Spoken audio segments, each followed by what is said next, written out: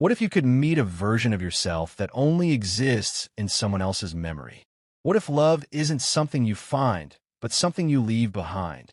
This is Past Lives, a film about misconnections, alternative realities, and the philosophical weight of what might have been. I'm not here to summarize the plot. I'm here to talk about the ghost you feel watching it, the ghost of yourself. In Korean culture, there's a word, inyan. It refers to the invisible string that connects people across lifetimes. It's romantic, yes, but also deeply karmic. It says, if we meet now, it's because we've met 1,000 times before. Past Lives doesn't treat this like fate in a fairy tale. It asks, what happens when inyan isn't a promise, but a burden? That's not chemistry. That's history. They're not lovers. They're artifacts of a shared origin story that never finished writing itself. Like Schrodinger's relationship, real and not real. When Nora leaves Korea at 12, she doesn't just emigrate. She divides. One part of her grows up in New York, becomes a writer, marries Arthur. The other part is frozen in Seoul, still speaking Korean, still dreaming in soft-focus memories. And here's the philosophy. We're not single identities. We are layered time capsules. Each move we make in life, each decision buries a version of us. And watching Past Lives is like digging up a grave. Hae-sung and Nora talk on Zoom after 12 years. Their conversation is polite, tentative, but underneath it is a shared ache. Not for each other, but for a version of life they didn't live. This is the film's existential question. Is regret a flaw in our design, or a feature of it? You see, regret only exists because our lives are linear. But love is quantum. It lingers in echoes and possibilities, not timelines.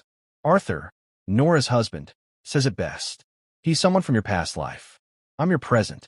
In this quiet triangle, we find three truths.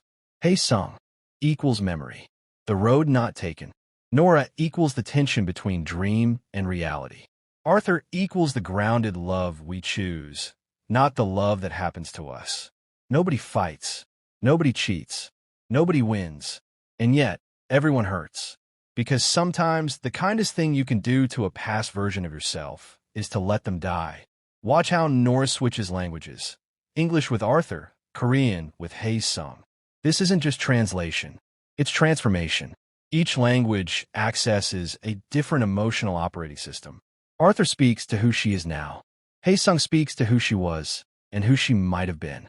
That's why their goodbye hurts. Because it's not just saying farewell to a person. It's saying farewell to a version of the self that only they can see. The final scene. Nora walks Hae-sung to his Uber. They pause. They don't kiss. They don't scream. They don't cry. Not yet. They feel. She walks back. And then she cries. Not because she lost him, but because she once had something real that now only exists in two people's memories. And that is the essence of human grief. Not loss, but the impossibility of return. Past Lives is not a love story. It's a life story, filtered through longing, silence, and soft goodbyes. It tells us that life isn't about choosing the best timeline. It's about mourning the ones we didn't get to live, and still finding peace in the one we do. If that's not philosophy, I don't know what is. Sometimes we lead lives that feel like dreams, and sometimes dreams that feel like lives.